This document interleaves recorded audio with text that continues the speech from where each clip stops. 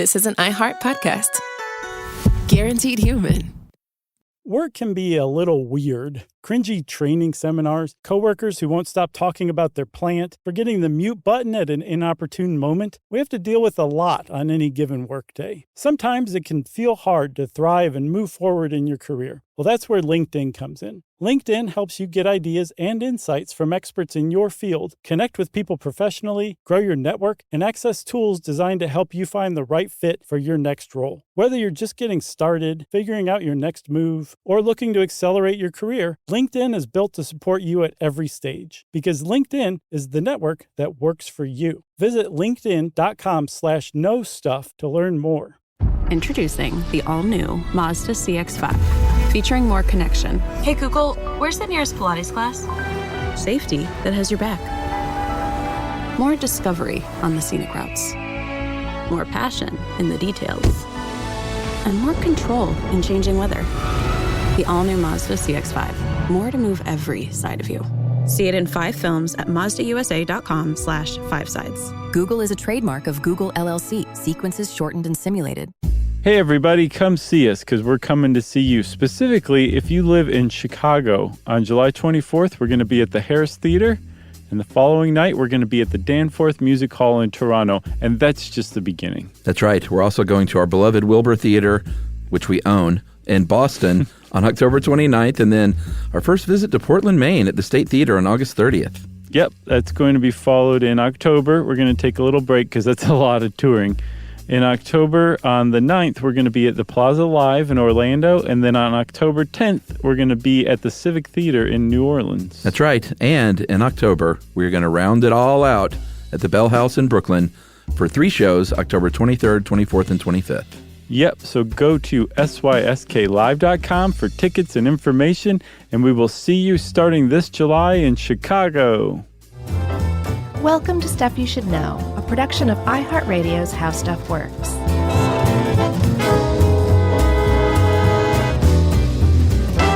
Hey, and welcome to the podcast. I'm Josh Clark, and there's Charles W. Chuck Bryan over there, and there's Jerry over there. And this is coming up on the 50th anniversary, Chuck, of the first time humans ever set foot on the moon. That's one small step for podcasts. Oh, wow. One giant leap for podcasting. That's a really good Neil Armstrong. Oh, boy, that was dumb. I liked it, though. I think this serves as a companion piece to our June 2014 episode on the space race. Yeah, and was the moon landing a hoax? We did that one, too. Jeez, did we do that? Mm-hmm. Silliness so long ago? 2009, 10. That sounds about right. I think we landed on it not being a hoax, if I remember correctly. That's right. Yeah. This is a good companion to the space race one. I went back and watched the the full CBS broadcast of this. It's like 42 minutes long. Uh-huh. Really cool. Yeah, I mean... Cronkite's kind of crying. It's easy. Well, he was a big crybaby. Everyone knows that about Cronkite. He'd cry at the drop of a hat. Cry-kite, huh? Yeah, basically. You should have seen him when Princess Di got married. Good Lord. Oh, boy. So, there's nothing wrong with crying, Walter. No. So, Chuck, I was reading about that transmission. Mm-hmm. And it's pretty amazing that the world got to see Neil Armstrong and Buzz Aldrin bouncing around on the moon. Yeah, in the 60s. Yes, in the 60s. Like at the end of the 60s, but still. This was far and away the first time anybody had ever done anything like this. Yeah. But what I did not know until this very day is that the guy who invented basically the whole setup for this, for Westinghouse, that carried this out, when he saw that transmission come through, he cried. He almost had a heart attack. Oh. It was way, way worse visually than it was supposed to be. Okay. So he was upset at the picture quality. Yes. Come on. I know. That's what I'm saying, He's too. on the moon. Like you see this and you're like, wow, that's really good. No, apparently he had not factored in the compression that had to take place from the signal. Like if you see the raw signal, like it was just crisp and clear, or you imagine it would be. It turns out NASA lost the magnetic tapes that have the original raw signal on it. Nice. But when it was compressed for TV, it kind of messed it up a little bit. But he apparently went with it and was like, no, it's still good. Yeah. We're still broadcasting live from the moon. Yeah, which is beaming it down, then back up, then back down. Mm-hmm. Like, what does he expect? I guess he was a bit of a perfectionist. So he had a heart attack? That's a little dramatic. Well, I said he had a heart attack. Oh, I thought he literally had a heart attack. No. Okay. No. It's like, you man, know me. I speak in figurative. He sure beats Cronkite. Right. He just fell right over. You know what's funny is Cronkite missed the second half of the quote. He said that's one small step for man. I didn't catch that second part.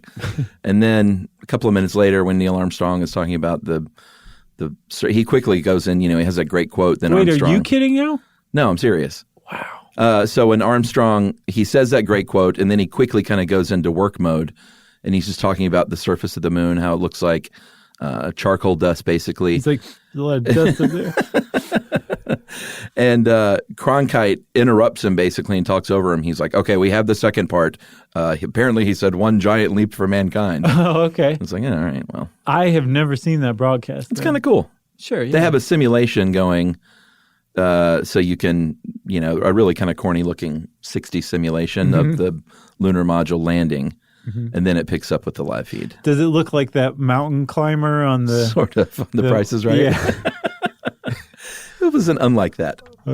So, for those of you who haven't called on yet, we're talking about the Apollo 11 moon landing, which happened on July 20th, 1969. And there was a lot of work that went up to that. It didn't just happen overnight, And it actually all started... a lot of people trace it back to that speech that John Kennedy gave at Rice University in Houston, Texas in 1961, I believe. May 25th? Yeah, of 1961? Yeah. Okay, yeah, where he said that he basically challenged the United States to go to the moon, to put a man on the moon before the end of the decade. Right. He said, we go to the moon not because it's easy, but because it's up there mocking us when we sleep. He was quite insane. And I'm told it's made of cheese right. of the finest quality. Bring me some of that cheese. He turned into Steinbrenner.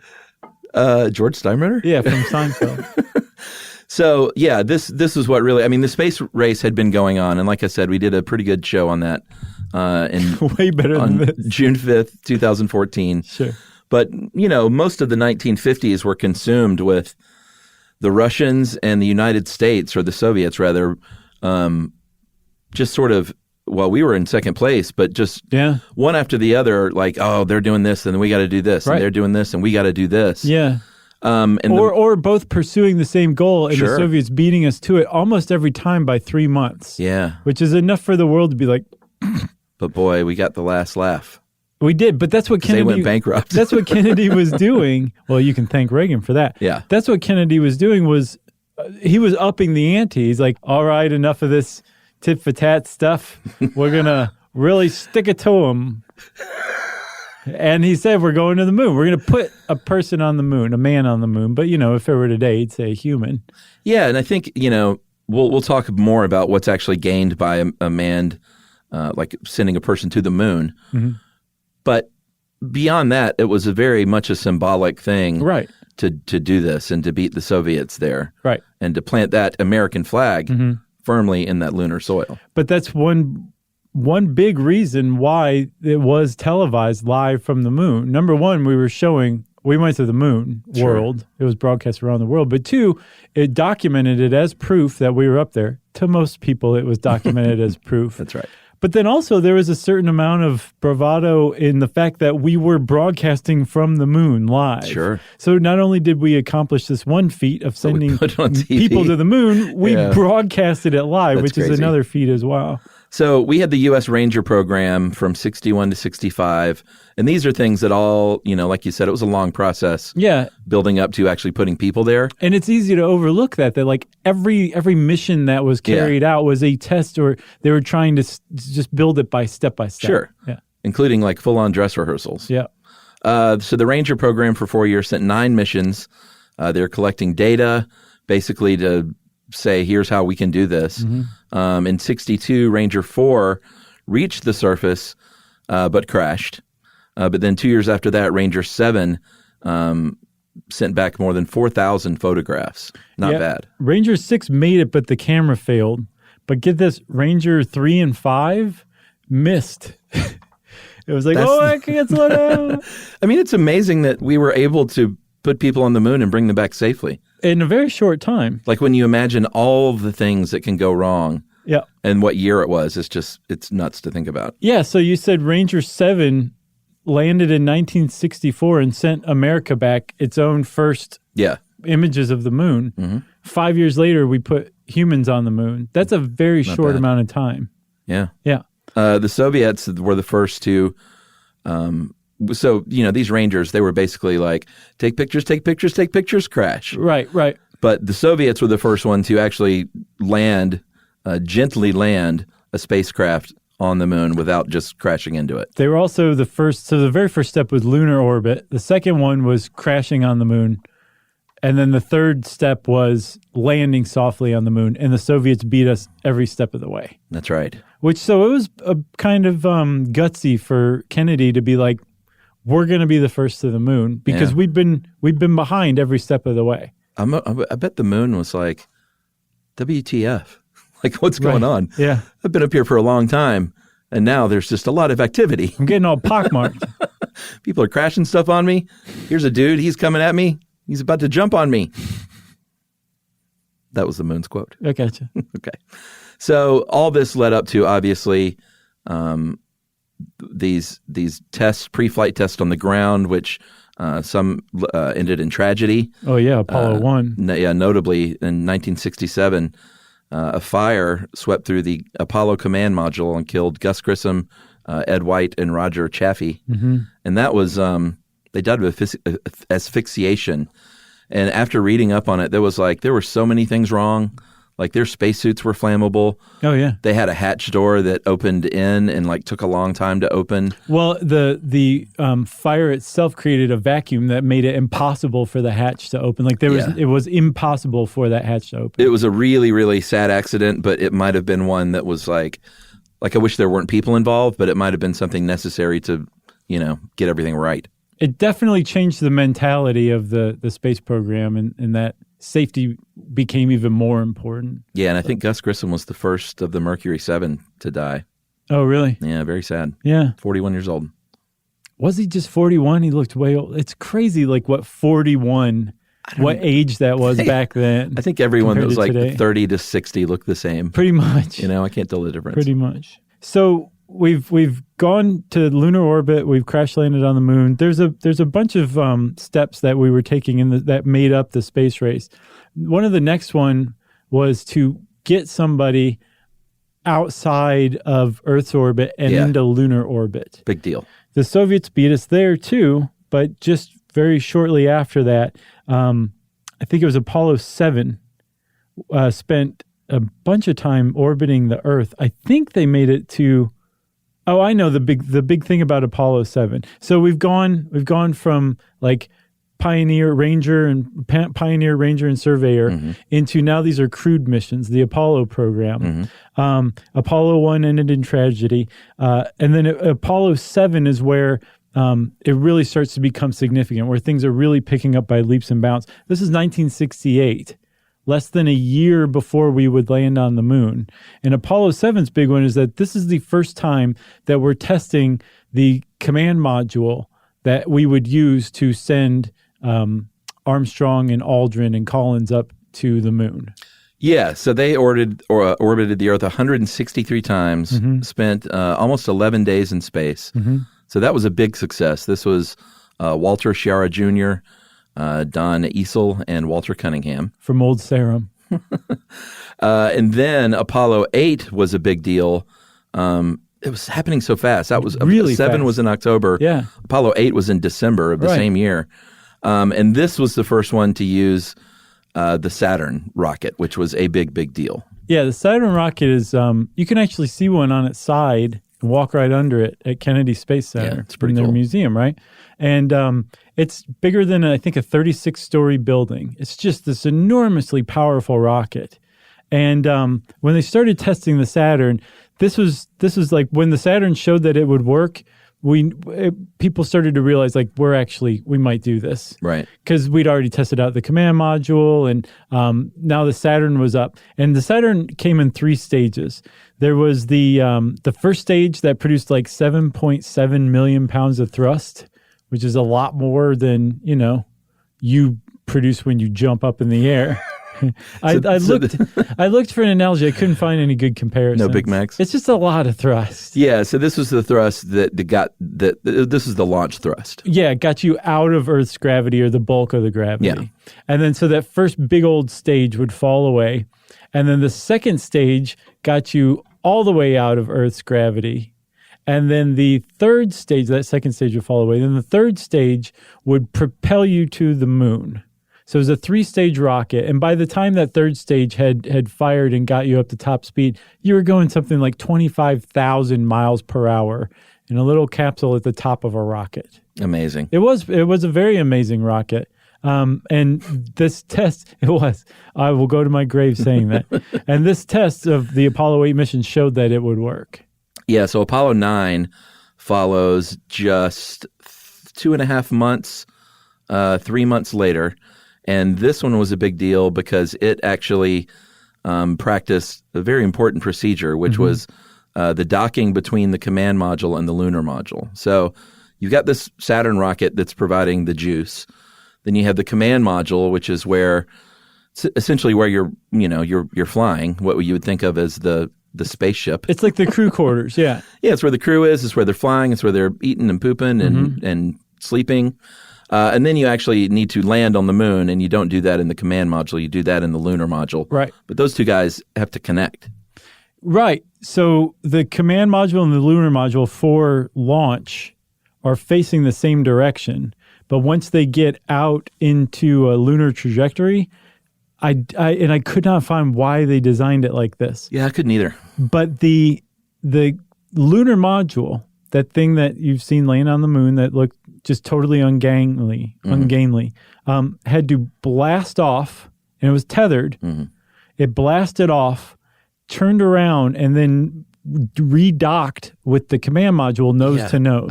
I'm surprised that there had to be something they just couldn't figure out a workaround for. I would love to know. Anybody who knows, please write in, because I was looking all over for it. But consider this, Chuck. You had 2 pieces of equipment that were facing the same direction, and you had to turn one around and face the other one in space at 25,000 miles per hour. Yeah. So that's pretty impressive that they were able to do it in the 60s, right? So this was Apollo 9 was the first to show this is working, like this is going to work. So they did that. And then Apollo 10 was the one, this was the last one in the dress rehearsal. The Apollo 10 astronauts, you could call them understudies. I guess so. Just really took it for the team. Yeah, I mean, they did everything but touch down on the moon. Yeah, they brought that. So they did this whole docking procedure where the lunar module was blasted off and turned around and nose to nose connected to the command module, and then they did the lunar landing thing where they blasted off the lunar module, brought it down within 50,000 feet. Of the moon surface, and then took it back up and redocked again. I wonder if they were like, oh, it's right there. Maybe we should just, I wonder too. Surely they joked at least. Yeah, probably so. But there's probably a lot of humor going on. I would hope so. But the whole mission, though, is you've got this command module and the lunar module, and the command module, when the lunar module goes down to the moon and then back up, the command module is just flying around in a lunar orbit waiting to rendezvous again. So they did everything but touchdown, and then they came back. And when they came back, they said, "We're ready. This is it." They said, "We're ready." Yeah, hint, hint. And that was like 2 months before Apollo 11 left it off. Should we take a break? I think so. All right, let's take a break and talk about the stars of the show, Apollo 11.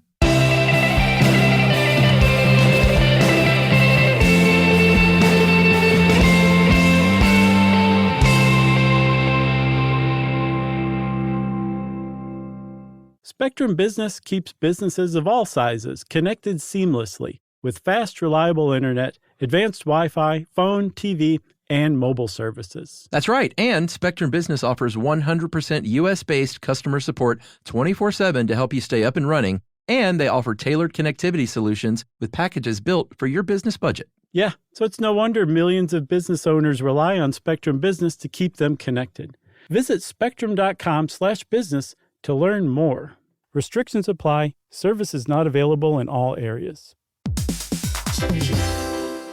On eBay, every find has a story. Like if you're looking for a vintage band tee, not just a tee, the band tee from the last show your favorite band ever played. You wore it everywhere. Then your girlfriend started wearing it, which was cute, until she dumped you and took it with her, which was not so cute. Yeah, well, anyway, now you're on eBay. And there it is. Same tee from the same tour. Still living in your memory, rent-free forever. See, the things you love have a way of finding their way back to you. But eBay isn't just for getting whatever your ex-boyfriend or girlfriend stole back, right? No, it's also for that rare championship foul ball you caught, then heroically gave to the kid next to you. And where else are you going to find your first car? The one you wish you'd never sold. But now, finally get the chance to take it back home. For good this time. So shop eBay for millions of finds, each with a story. eBay.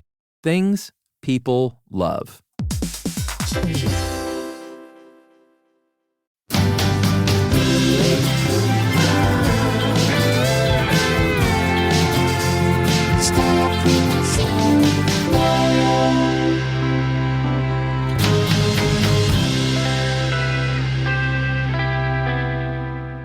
I also want to shout out Apollo 10, by the way. So with Apollo 11, the command module was named Columbia, and the lunar module was famously named Eagle. Yeah. In Apollo 10, the command module was Charlie Brown, and the lunar module was Snoopy. Oh. Which I love. That's pretty sweet. Yeah. So everyone knows the three human beings that we sent up in Apollo 11, Commander Neil Armstrong, lunar module pilot Buzz Aldrin, and the other guy. I know, poor Michael Collins. Yeah, command module pilot Michael Collins. And you really we want to sing his praises because it stinks to be known as the other guy, I would imagine. Sure. Everyone remembers those other two names. Ask Roger Daltrey. They got to, what? They got to walk around on the moon while Michael Collins essentially babysat. Yeah, the command module. In the command module, eating ho-hos, waiting for them to come back. That's unselfish. Extremely. And I'm sure they were assigned these roles because of their, what they had trained for. But to be the guy that's like, yeah, you know what? That's okay. I'll be number 3. That's what he did, though. Yep. He sat up there with the command module and made sure it stayed in orbit and that's right. Just waited for the dudes to come back. So hats off to you, Michael Collins. Yep. All right, so July 16th, 1969, 9:32 in the morning. I'm so excited. Apollo 11 lifts off from JFK Space Center at Cape Canaveral. It's no coincidence there. He said, go get them. And name it after me. So it was a huge moment for the sort of the end of the space race, if it all went well. If it all went well. So remember, we'd practiced everything up to the actual landing. Yeah. We'll get to the landing in a second. But Buzz Aldrin later said that he was the most worried about the landing because there were the most unknowns, the most questions remaining, because it was the one thing that hadn't been studied and practiced and done before. And it was up to these guys. This is the last thing, the last part of this whole thing, and no one had done it. And so when they took off at 9:32, they went through, everything just went perfectly. The first stage fired fine, second stage fired fine. The third stage got them into a lunar trajectory. And I think they traveled this 238,000 miles over about 2.5 days before they started to reach lunar orbit. Yeah, so on July 19th is when they enter that orbit. They spend about a day there, there's a lot of checking on things. You don't just plow ahead with your plan. You take a day once you get up there to make sure everything's working. They're checking the communication systems and basically preparing for the big show to come. Convincing Michael Collins that he couldn't come. Sorry. Still drawing straws up there in the orbit. Right. So here was the kind of cool thing that I think maybe if you don't know this full story that's really pretty remarkable is the lunar module was supposed to basically land on autopilot. Right. But they saw where they were headed. They didn't, the moon doesn't have an atmosphere. They had never really done this, so they didn't know exactly how to calculate their altitude and airspeed and realized in short order they were heading toward a crater with very steep, sharp rims, and landing either on those rims or down in that crater was no good. No. So Neil Armstrong said, screw it, I'm going to fly this baby down. He did. He wasn't even the lunar module pilot. He just took over, I guess, as commander. Yeah. Because if they were going to crash, it was going to be on him. I need to see this movie. Have you seen it yet? No, not yet. No. And there's another documentary, I think just called Apollo 11, that's coming out. It'll have been out because we're releasing this around the anniversary. So I think it came out in late June, maybe on CNN or something. All right. Yeah. So so Armstrong had to take over the controls. And again, no one had ever done this before. No. And this guy is landing a lunar module basically manually. Yeah. And this was unscheduled. He had to make the thing travel further away from the spot it was going to land. And so when they finally landed, they had something like 30 seconds of fuel left. That's nuts. And it was a little hairy. And there was a very famous quote that came out of the Eagle lander. It said, "Houston, this is Tranquility Base. The Eagle has landed." And Houston said, "Thank goodness." Yeah, Houston actually said, "You got a bunch of guys about to turn blue. We're breathing again." And funny enough, that was Charlie Duke. Was it? He was the Capcom on the ground in Houston, but he would later be up in the air in Apollo 16. Yep. Pretty neat. And I'll bet he was wearing a tie with short sleeve dress button shirt. Probably so. That's what all those guys wore. Yeah, the problem back then was you could never tell car salesmen apart from regular people. Right. From an engineer or a teacher. I bet your dad rocked that look. Oh, well into the 90s. Yeah. With the old pocket protector. Mm-hmm. So they landed. And they were going to abort their mission right there and go right back up. Well, they set it up so that they could abort at the drop of a hat if they had to. I think it was part of the procedure. Oh, okay. I thought they were going to abort. No. I think they the first thing they did was prepare for an abort in case something went wrong. They wouldn't have to prepare to abort. They'd just be able that to, makes more sense. Like press the button and take off. All right. I thought I got down there and was like, let's go back up. Exactly. I'm having second thoughts about being the first person to walk on the moon. Well, that actually does make a lot more sense then, because what they were supposed to do was take a 4-hour rest for safety, but they were all itching to go. So they were like, no, we're going to work through this. Yeah. It still took about 4 hours just to get out onto the moon, but they were hard at work the whole time. They weren't taking a snooze. Yeah, which I guess meant it would have taken them 8 hours had they taken that snooze. Yeah, but they did take a snooze. Later on. Yeah, that's something that I didn't realize about the moon landing. They spent a total of 21 hours on the moon and only 2.5 hours of it out walking around on the moon. Yeah. The rest of the time they were in the lunar module, including 7.5 hours of sleep. I mean, they needed it. So I was like, how did they sleep? I bet very soundly. And I thought, I've got it, drugs. I'll bet they took drugs. Oh, you think? They did not. They had 16 tablets of Seconal on them. They took 0. Although later lunar landers would take a significant amount of Seconal. But Buzz Aldrin and Neil Armstrong didn't take any Seconal, although they did take Dexedrine tablets during the mission. So they were pepped up. Oh, okay. Which is hilarious. Which means they probably crashed. I guess so, but they were not in any shape to sleep. But they still slept for 7.5 hours. I bet that's some of the quietest sleep. I don't know. Sleep? I would be too excited. But yeah, I guess so. Maybe just being there and having already gone and walked out on the moon, when you come back in, you're like, I'm ready for a rest. Yeah, so 650 million people watched this. It's about a fifth of the world's population at the time. Armstrong spent about 20 minutes out there by himself, which I imagine was something else. It's not like Aldrin crashed his party. He was like, come on. But 20 minutes out on the moon by himself, like it's hard to even fathom what that was like, or would be like now even. Then Aldrin follows him down, and his description of the lunar surface was magnificent desolation. I never knew that before, did you? Yeah, I'd heard that. That's pretty cool. And they started working. They started collecting samples, surface material, moon rocks, basically taking notations on like what the gravity was like. Right. Because it wasn't no gravity. It was 1/6 of the Earth's gravity. So, they were able to hop around and jump around like you're in a swimming pool. Kind of, yeah. Yeah. Have you seen that footage of Jack Schmitt from Apollo 17? No. He keeps falling down. Oh, really? He like had a collection bag. He was putting stuff in, and he'd like drop it, and he'd bend over and get it, and like kind of come back up, and then like almost somersault. Like he was having a really hard time. And they figured out like pretty quickly, you can't just walk on the moon, especially in these spacesuits. You have to hop, right? You have to hop, but I think even hopping is not just like innate. Well, sure. Know? So you can fall over, but I'm sure there's a learning curve. Right. But I did not see that Buzz Aldrin or Neil Armstrong fell down. Me no fall down. Who was it that fell? Jack Schmitt from Apollo 17. Oh, Klutzy Jack. That was his nickname. Yeah, just look up astronaut falls down on the moon. It's pretty fun to watch, especially if you listen to Yakety Sax in another tab. So we mentioned that American flag, that iconic flag drop, or flag stick, or flag raise. What would you call that? All of the above?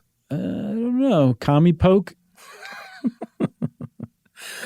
That's a great drink too, by the way. The commie poke? Uh-huh.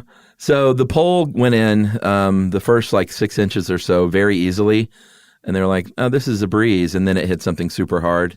Right. And I guess they were like, oh, it's not so easy. So they had to lean the flag back. Uh-huh. Well, yeah, they kind of... Oh, just wriggled it back and forth? Right. Thank you, because I realized people can't see what I was doing. But yeah, and in doing this is really important. In doing that, they created ripples in this flag. And that's what moon hoax people point to. Really? Moon It's truthers. Like there's no wind on the moon? Yeah, they're like, how is there wind, you idiots? Obviously, this is here on Earth. And that is the explanation, that when they were wriggling it back and forth, Gotcha. It created ripples, and that you can see in footage the astronauts moving around the flag, and the flag's ripples remain static. Right. So, no, there's not any wind on the moon, but that's not wind that did that to the flag on the moon. Yeah, and I saw about 6 years ago, they feel pretty good that most of those flags, what are there, 7 in all? 6? 6, I believe. Are still there. They should still be there. I don't know how they would fall off the moon. Well, not fall off, but just the temperature swings on the moon. Oh, that's true. There was a lot of surmising that they wouldn't have survived this stuff. Okay. But really? Yeah. Huh. And the solar radiation and everything. And we'll get to all that stuff. But it did say that they took a lot of pictures of the various times of day, and they think they have found. I don't think they found Apollo 11, but it's not like they can get it from the surface. So these are all aerial shots. Right. So they're comparing like shadows, basically. Gotcha. And saying, oh, well, it looks to me like this is the flag. Really? Yeah. So are they still standing up, do they think? Well, I don't think you can tell. Oh, okay. But if it's casting a shadow, it must be. Oh, yeah, I guess so. Right? Yeah, you need a job at NASA, Chuck. Come on and be like that shadow. It proves it's standing up, egghead. But in all, for Apollo 11, they collected about 50 pounds of lunar material, took a bunch of pictures, took 2 core tube samples, and like you said, spent, 2.5 hours out there? Yep. Just romping around, having a good time. Having a good time. And 21 hours total on the lunar surface. And then they, after about 21 hours, the lunar module went, which no one realizes, but that's the sound that it makes in space. That's right. And it went up and rendezvoused with the command module. It worked in a very passive-aggressively hostile Michael Collins, who was very quiet for the rest of the trip. But they docked again. Yeah. They docked like the docking procedure after launch. When it rendezvoused, it docked with it. They got out, and then they said, "So long, Eagle. Thanks for everything." Yeah. Blasted it off again and just sent it on a crash course to the moon's surface. And where its crash site is, no one knows. It's an unknown site. But it's on there somewhere. But that's what they did. They said they used the Eagle to go down, come back up, and then they sent it back to Mama. So what happens on the way back? There's 2 scenarios. It's either those two guys can't stop talking about it, and Michael Collins is just like, yeah. Right, yeah, but it's great. Or Michael Collins is like, what was it like, guys? What was it like? And they're like, you wouldn't understand. Yeah, we could describe it, but it wouldn't make sense to your brain. Yeah, those are people like the solar eclipse. Either one of those, that's a bad, right, yeah. You really had to see totality to, if you didn't, then just forget it. That's a bad outcome for Michael Collins either way, though. Pretty bad. It's a long flight home. But it's amazing that they were able to not only redock, right, but they were able to splash down in Hawaii alive. Yeah, there was one other part. So the command module technically had another part, the service module, that had like the oxygen in the water and all that stuff. And they scuttled that on the way back in. And then just the command module made its entry back into the Earth's atmosphere, going again about 25,000 miles per hour. And heating up to something like 5,000 degrees Fahrenheit. And they had created this heat shield that they knew worked because they tested it on former Apollo or other Apollo missions. Yeah. But I mean, still, every time you've got 3 guys in a little tiny capsule going 25,000 miles an hour, hurtling toward Earth the outside temperature of 5,000 degrees, it's kind of hairy. So yeah, when they splashed down off the coast of Hawaii, it was a big deal. Like it had been successful. And actually the stated primary objective, the primary mission of Apollo 11 was to send a human into space, land them on the moon, and bring them back safely. Yeah. The thing that Kennedy challenged the United States to do. And when they splashed down and they were all safe and sound, Apollo 11 was successful. Yeah, I think that for all these Apollo missions, the reentry is always the biggest. Well, I mean, there's tons of concerns, but reentry is just so tough. Yeah.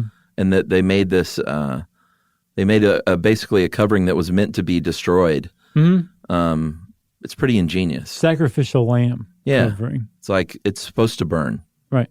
And everything inside should be okay. Right. Should be. I can't imagine that feeling, man. I can't either. And the fear, like. I'm sure it is fearful, but I wonder also if, like, once you hit the atmosphere, I'll bet you can start to feel the speed you're going just from the shaking. Out in space, I don't believe you can feel any speed at all. But because of the air pressure from the atmosphere, I mean, that's how you feel that stuff, right? They could not have felt anything else but like, we will probably going to die here any second now. Right, but I'll bet there's at least 1 or 2 yeehaws. You think? Yeah. Should we take another break? Sure. All right. We'll talk about some of the other Apollo landings and then what's going on today right after this.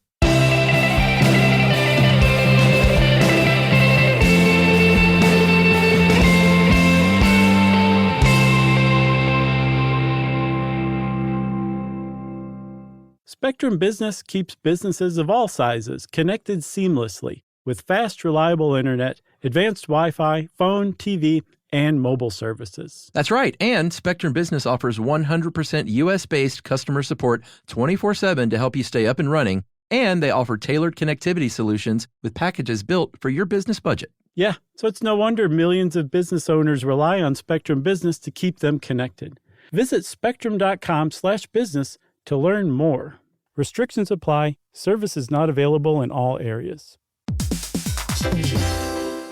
On eBay, every find has a story. Like if you're looking for a vintage band tee, not just a tee, the band tee from the last show your favorite band ever played. You wore it everywhere. Then your girlfriend started wearing it, which was cute, until she dumped you and took it with her, which was not so cute. Yeah, well, anyway, now you're on eBay. And there it is. Same tee from the same tour. Still living in your memory, rent-free forever. See, the things you love have a way of finding their way back to you. But eBay isn't just for getting whatever your ex-boyfriend or girlfriend stole back, right? No, it's also for that rare championship foul ball you caught, then heroically gave to the kid next to you. And where else are you going to find your first car? The one you wish you'd never sold. But now, finally get the chance to take it back home. For good this time. So shop eBay for millions of finds, each with a story. eBay.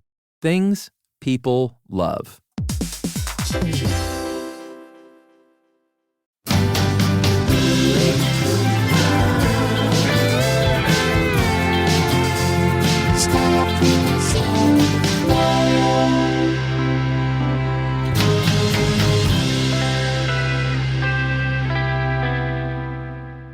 So, Charles, as we were researching this, I went and looked. I was like, surely Michael Collins got another shot up in space. No.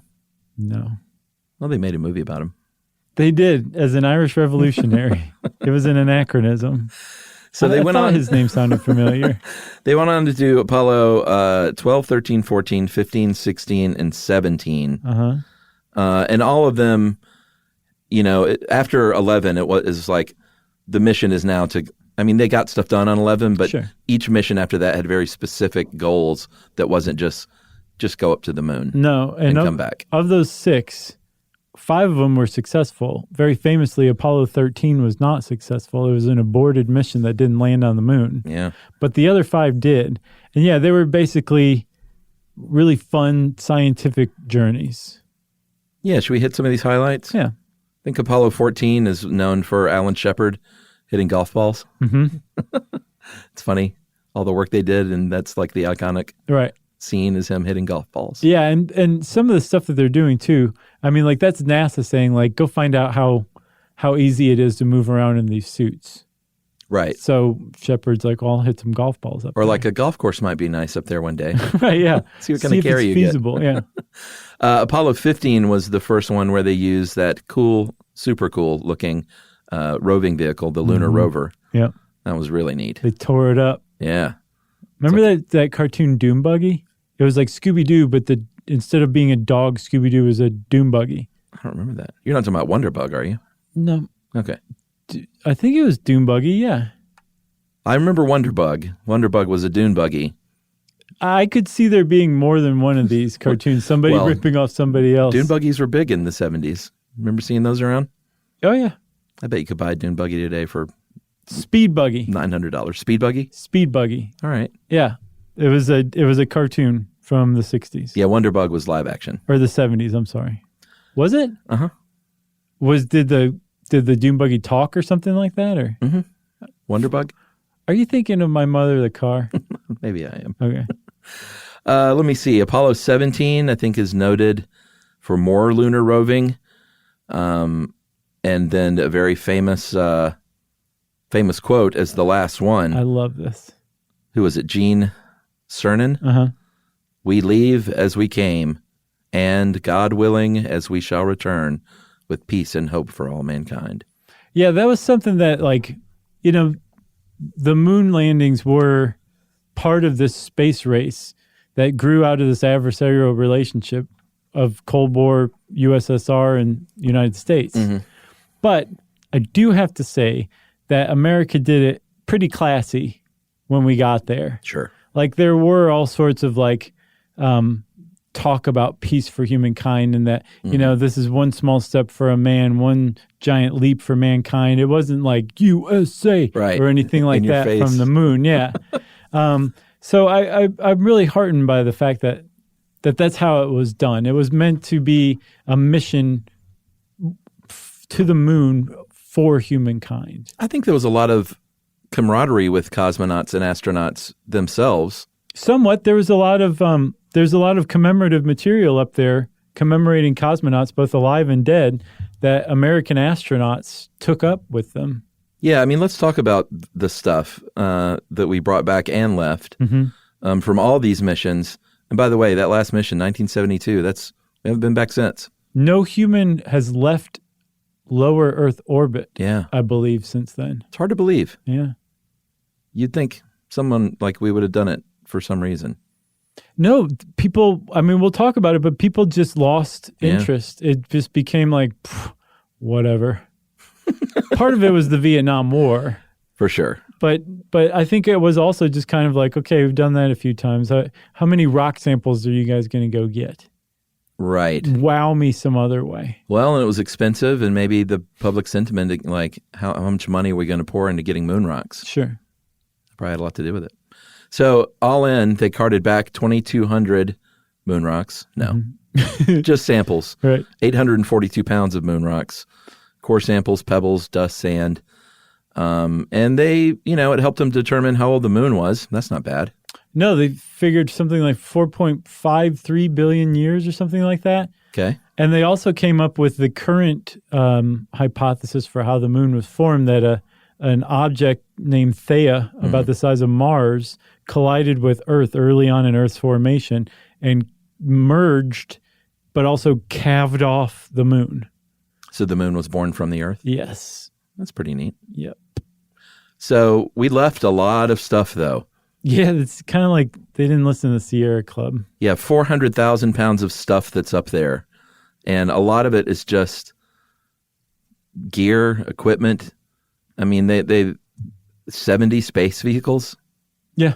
We just left our junk up there, basically. Yeah, there's a lot of junk up there. And they said that they did that on purpose to see what it would do, see what happened to it. A lot of it, some of it was also that they were, it just made sense to displace stuff we didn't need to make room for the weight from these samples in moon rocks. And it was also the 60s when you would just go do a family picnic and just like leave. Yeah, exactly. There's a big, there was a debate and it was finally put to rest. But for a while there, somebody came across some detail that there's 96 emesis bags up there on the moon. And what is that? An emesis bag is what you pee, poop, or vomit into if you're an astronaut. And so somebody said, oh my God, there's 96 bags of poop and urine and vomit sitting up on the moon. That's disgusting. And that's what everybody thought for a very long time. And then a NASA lunar archivist said, no, absolutely not. Nobody's puked on the moon, for one. Okay. Only 3 guys have puked in space, and none of them were on the moon.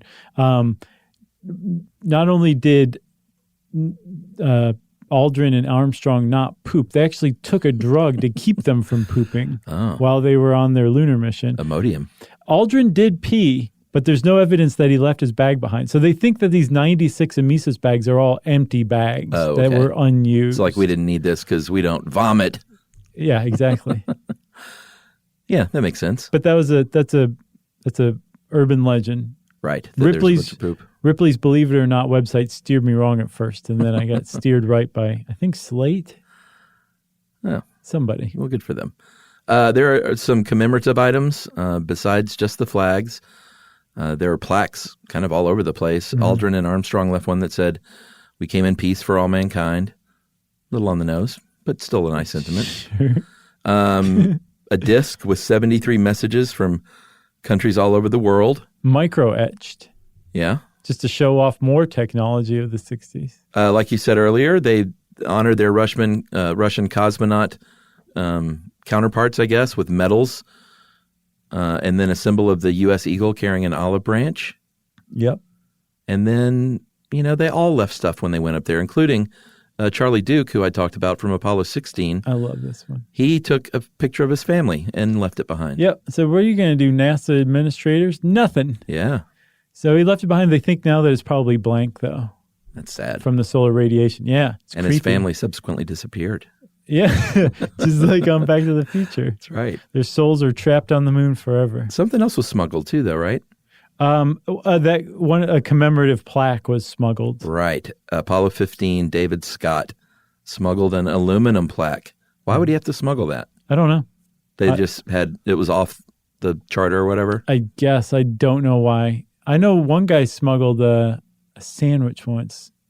Really? Yeah, one of them did. I can't remember. My brother, I think a roast beef sandwich. My brother at one time smuggled a PB&J into a Dire Straits concert. No. Yeah. Did he really? Yeah, it's kind of, we still laugh about it. One of the nerdiest things ever. It was like really? 3 songs in when he's like, "You want a sandwich?" He just starts unwrapping it. Like, that's hilarious. It's great. Wrapped in wax paper? I think it was. Oh my God. What an Eagle Scout. So neither one of us were Boy Scouts, actually. It's really? Because my brother would have owned that. Sure. And his son went all the way through, of course. Wait, is your brother envious? Is he like Michael Collins? Yeah, I think so. But here's the deal with all that stuff up there is lunar tourism is going to be a thing at some point. Yes, it is. So NASA actually had to establish lunar heritage sites and rules, like you can't go within a certain amount like don't go near any of this stuff, basically. Right. If you see a rover, just turn around and walk the other way, right. Which is like, or hop the other way, I guess. Yeah, don't fall down. Man, can you imagine like seeing a lunar rover and being like, oh, dude, you can't go over there. But on the moon too, like just see, oh my gosh, frozen in time. It'd be so Creepsville. It'd be awesome. Creepsville? Yeah. So what's going on these days? Well, so you said we haven't been back since to the moon, which is really kind of astounding if you think about it. But understandably, like political interest, public interest, a lot of it waned. That means funding dried up.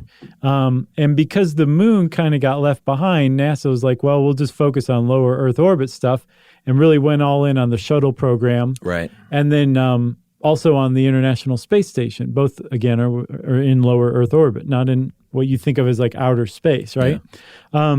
And then the Obama administration came. No, I'm sorry. The space shuttle accident that blew up the Columbia in 2003 caused George W. Bush to say, hey, let's bounce back. Let's go back to the moon by 2020. Right. And that's not happening though. No. So NASA got directed back to the moon, and Obama's administration did an audit and found that NASA was so far behind that we wouldn't make it back to the moon by 2030. Mm-hmm. So Obama said, go to Mars instead. This is par for the course for NASA. Every few years, they get a completely new directive to somewhere else in the solar system. Right. And they have to scramble to like change plans, try to salvage whatever they were working on. And they've gotten kind of good at applying stuff they're working on to basically fudge to say, okay, we're working on this Mars launcher right now, the SLS, the Space Launch System. Yeah. And yeah, it can get us to Mars, but we could really also go to the moon with this thing too. Yeah, they're cross-trained. Sure, right. So after the Obama administration came along and said, forget the moon, forget the shuttle program, go to Mars, that started languishing. And then the current administration said, let's go back to the moon. The current administration said, what did Obama say? We'll do the opposite of that. Right. So now the current target date is mind-bogglingly tight. Yeah. The target is to put humans on the moon again in 5 years, 2024, and 4 years after that, establish a moon base. That is extremely ambitious. Yeah, and I think most people kind of acknowledge, like, we're not going to hit that date, but hopefully... Well, NASA doesn't. Are they still on? These are outsiders. Still say they're on target? Mm-hmm. Well, even the outsiders, I think, are saying it hopefully will be within a few years of that date. Right. It's possible. Yeah. I mean, one reason why it is possible is because NASA today has a thriving commercial space industry to work with, and they are embracing wholehearted partnering with them. Now, how does that work? They just pay those private firms a lot of money to tap their resources? Yeah, if you get a contract to build the lunar lander for NASA, you might as well just be printing money. Yeah. I think the current administrator for NASA estimated recently that it would be about $30 billion to get back to the moon. Wow. And they put out a call to designs for their lunar lander.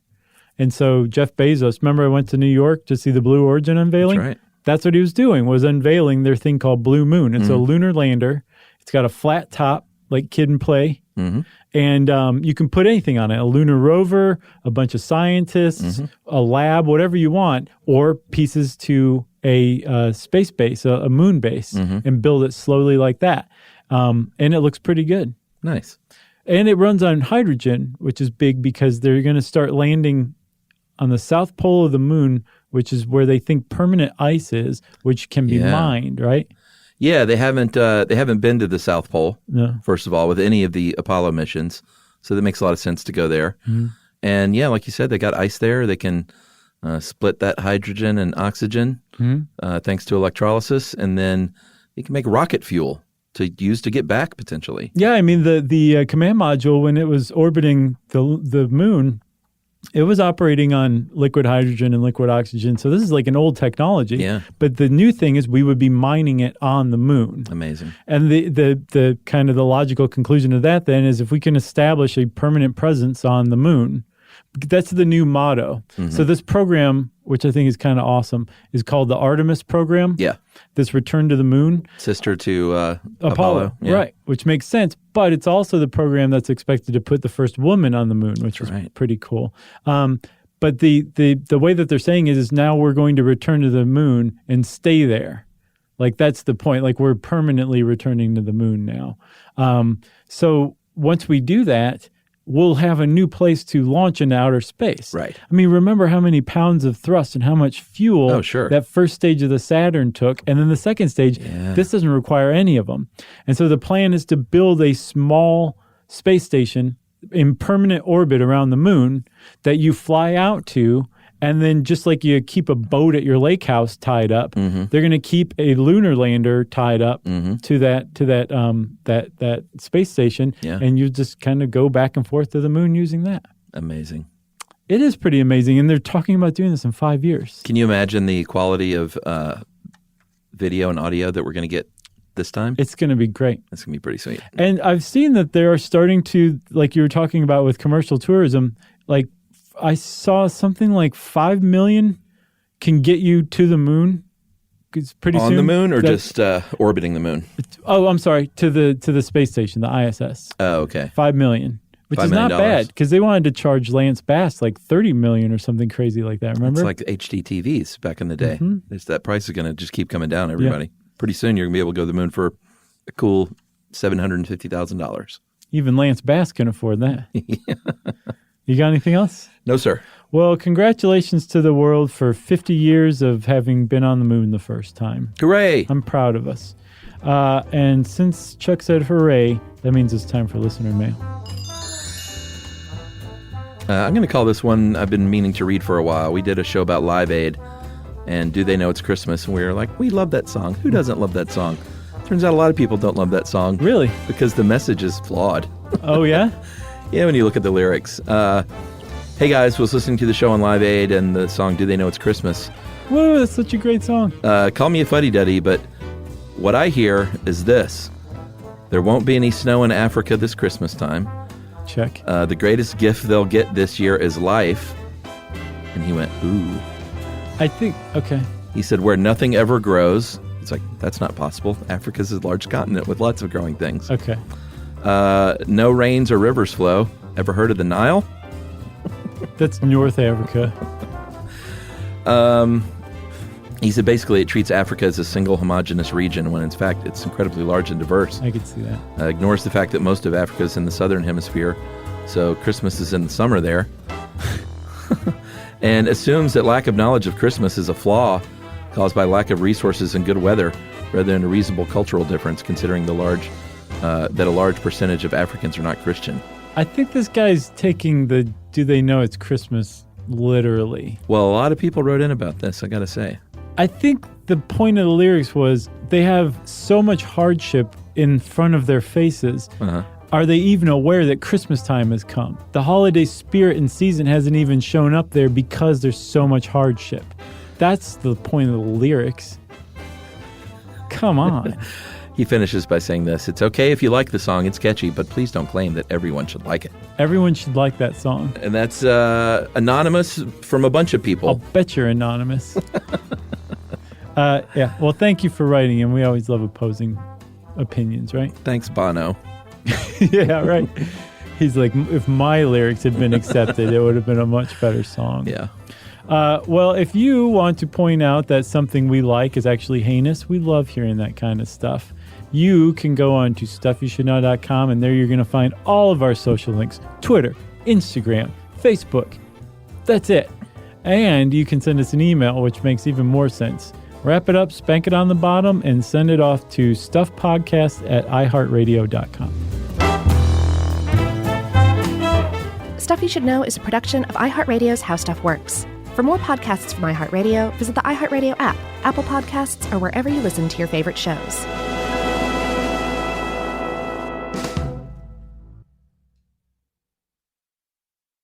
Introducing the all-new Mazda CX-5, featuring more connection, Hey Google, where's the nearest Pilates class? safety that has your back, more discovery on the scenic routes, more passion in the details, and more control in changing weather. The all-new Mazda CX-5, more to move every side of you.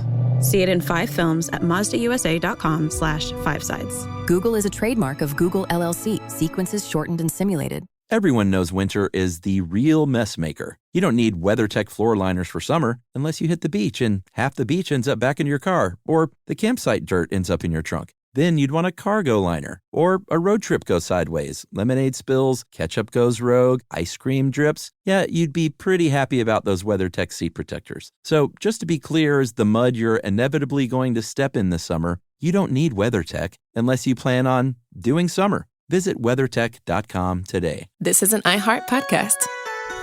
Guaranteed Human.